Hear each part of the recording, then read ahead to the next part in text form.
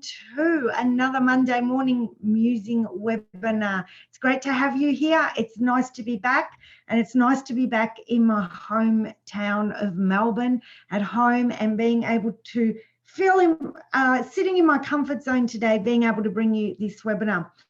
So let's get started. If you are watching live on Facebook, I'm going to ask you to come over and join us. And welcome to everyone who has joined us this morning. And let's begin with getting the slideshow going. And I'm putting the chat box up for anyone who'd like to join us on chat. And this morning we're talking about the top mistake that coaches make when it comes to sales, when it comes to creating their business. So we're all very, very aware that as a coach, as a practitioner of any kind, that unless you're making sales, you don't have a business. So this is one of the mistakes that I made myself. And, you know, it's taken me a couple of years to get my head around this and to be able to, you know, learn and fast track for others now all the mistakes that I made in my business, because it's things that people don't teach you. You go off, you do your training, and then what happens is nobody teaches you how to jump online and find clients, how to actually go out there into the world and find yourself some clients. So here I'm going to talk to you about the top mistake that we make.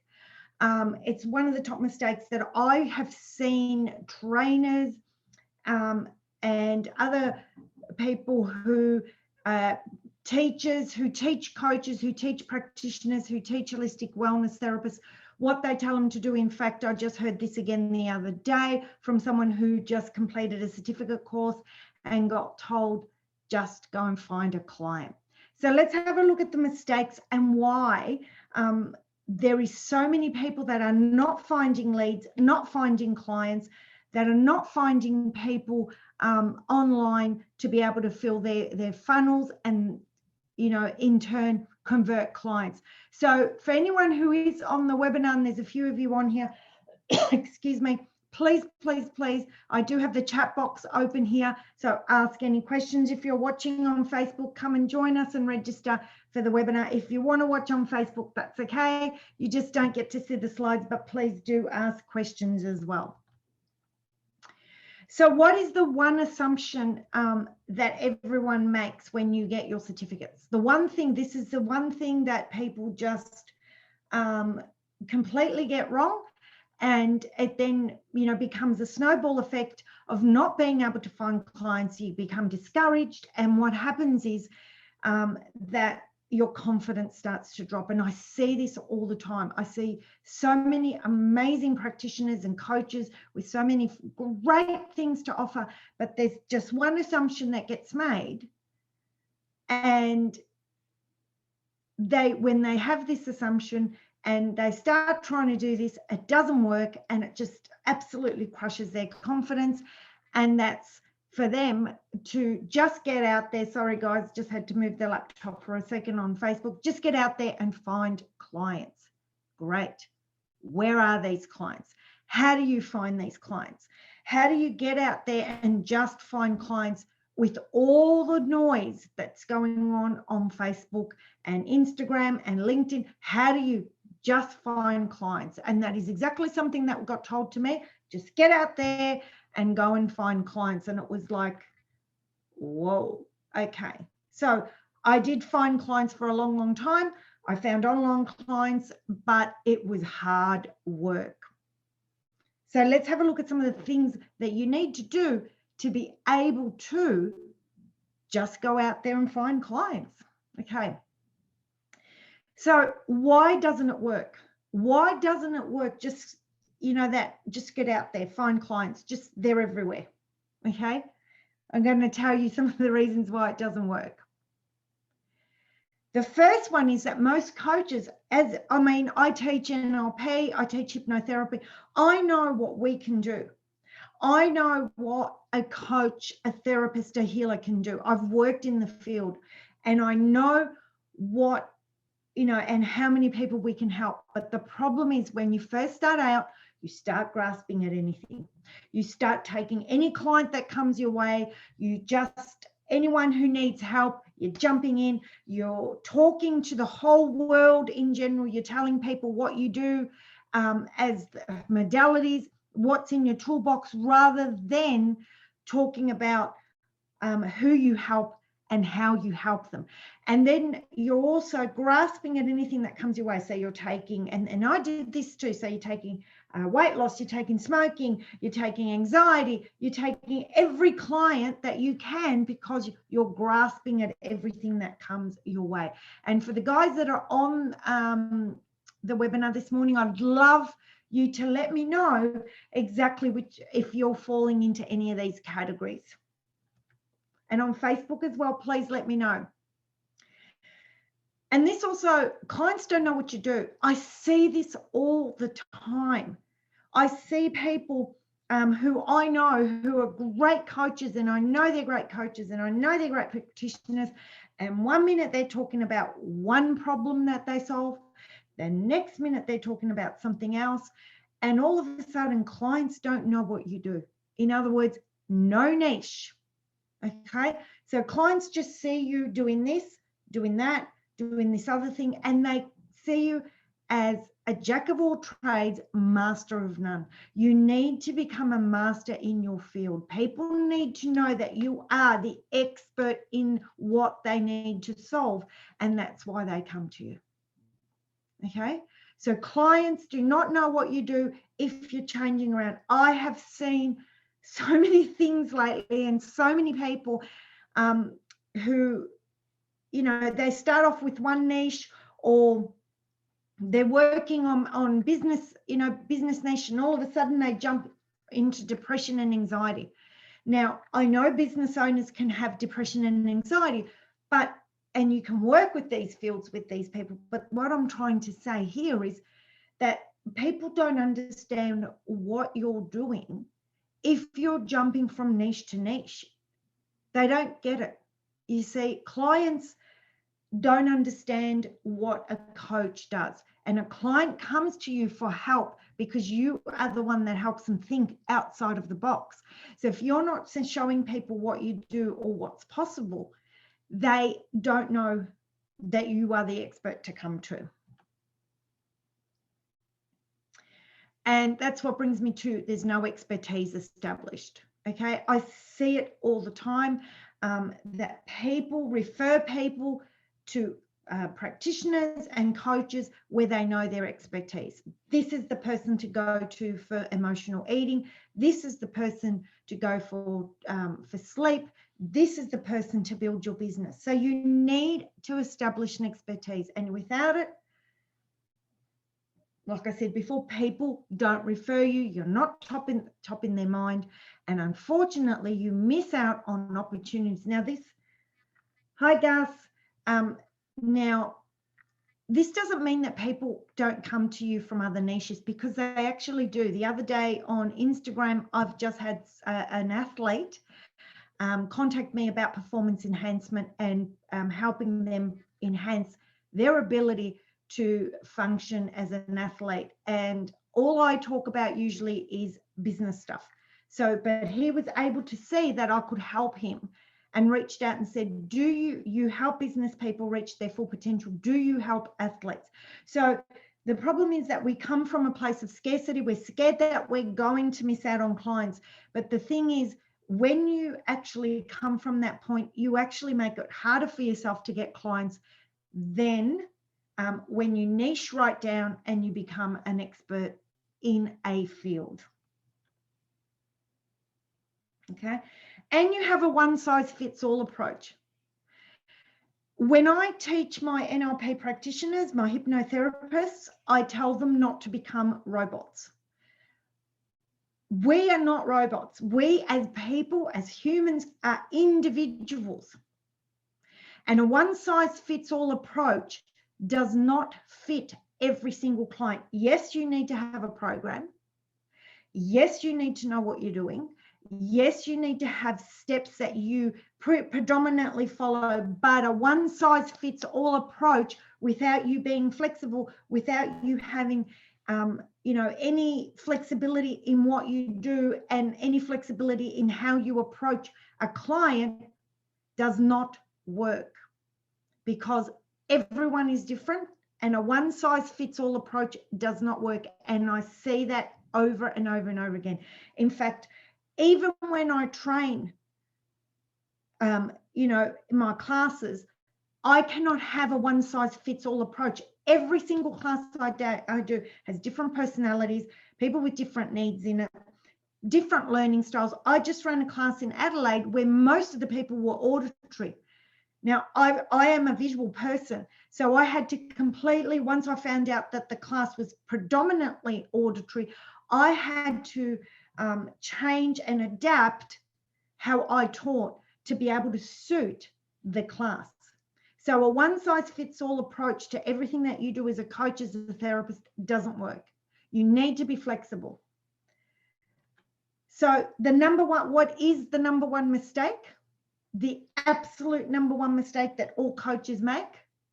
Trying to help everyone without fail. That is the number one. You get excited. I know myself, when I was certified, some 5 years ago now almost, I wanted to help everyone because I could, because I learned NLP, I learned hypnotherapy, I learned timeline therapy, and I knew that everyone could benefit from that.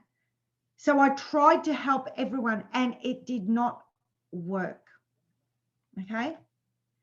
So in trying to help everyone, you end up with no niche, no direction. Okay. And you also end up with no nurturing of your clients, because you're all over the place posting on different things all the time. And clients need to know that they fit your niche. They need to know, they need to be given some direction, and they need to be nurtured within their problem. Hope this is making sense, guys. I'd love to hear from you and let me know what you think about this. So the first one is no direction. So let's have a look at that. You need to know what exactly you want in a business. Okay? You need to know what kind of business you want. Who's your avatar? Who do you want to work with? How many hours do you want to work? What sort of business do you want to run? Does your program suit one-on-one coaching only? Does your program suit a hybrid of group coaching and one-on-one? Does your program suit only group coaching? Okay, and they all have pros and cons, but what is it that you want in your business? So if you just, great tips and reminders. Thanks, Kathy. So if you're wanting, okay, to get out there and run a successful business, you need to create direction first in your business. Okay, and this is what happens is, you're trying to help everyone. Now, different problems, remember I just said there's no one size fits all. Different problems need different approaches. So if you've decided that you're going to work on weight loss, that's very different to stop smoking. Okay, so a one size fits all approach doesn't work. So you need to decide what direction you want your business to go. What kind of people? This is not a niche, an avatar, and this is a big mistake. We're going to talk about niche in a moment, but this is a really big mistake that people make. Okay, your avatar is the person you want to work with, not the niche, which is the problem. So I like to work with coaches, wellness practitioners, holistic healers, therapists who are action takers, who are ready to jump into my program and go through the units, they're now called guides in Facebook, and get the job done. That's who I want. I don't want people in that program that are not action takers, because it's not because people who are not action takers don't need help. Of course they do, and there's a market for them as well, but that's not who suits my personality, because this is my personality and people need to be compatible with me And so that's the sort of person I need to work with, because I would probably be incredibly overbearing, okay, for someone who isn't an action taker. So I'm gung-ho, I'm full of energy, and so they're the sort of people that I want in my program. Okay, so really important that you know what direction does your business want to take. And this can change. You know, I'm talking about depending where you are in your business, you know, whether you're a startup or whether you've gone down a couple of years, this changes and it's okay. You're allowed to morph. My business today is not what my business was 5 years ago. So you're allowed to change, but you need to constantly be evaluating what do you want in your business right now. So as I said, how do you want to structure your business? How do you want to structure your business? There's so many people that I see in business who become so complacent in that business, and then they start talking about things like procrastination and things like that. But it's because they've lost the joy in the business, and they lose the joy in the business is because they haven't structured their business around what's important to them and what they want. They've just gone out there and tried to find clients, and it does not work. You will become resentful and you will not show up in your business the way you want to show up if the business hasn't been created around what you want. Okay, nail your niche. This is the second one thing that people get wrong so often. What is your niche? And your niche is not the person you are working with, it is their problem. And their problem is not things like losing weight, menopause. The problem is the problem that the client is facing at the moment. So let's say we look at something like weight loss. The problem could be no energy, okay, clothes not fitting, not going to sleep at night because they're eating too much, okay, not having energy to go for walks. Whatever it is, you've got to jump onto the problem. And the other one I see all the time is, you know, people talking about a niche, entrepreneurs that are stuck. What does that mean? What are they stuck in? Are they not being able to find clients? Are they not being able to convert? What is their pain problem? A client does not understand where they are. They understand their problem. They wake up in the morning and they have a problem, and that is the niche, and that is what you need to solve. Okay, so become an expert in your field. What is that big problem that you solve? That is your niche. And I see it over and over and over again as another mistake that people make. And people do not understand what you sell unless you can tell them that you solve their problem.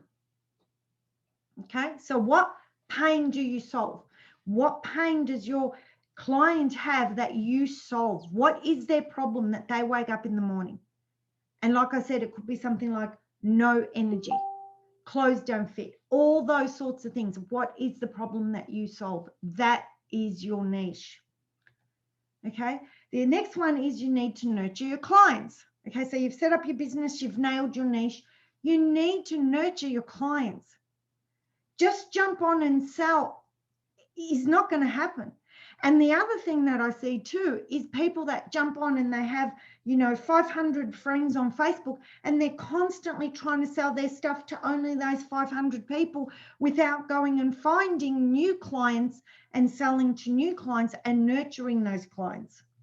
Okay, so the first thing you need to do is meet your clients where they are. You can't just jump on and sell your product when a client does not understand what you do or does not know who you are.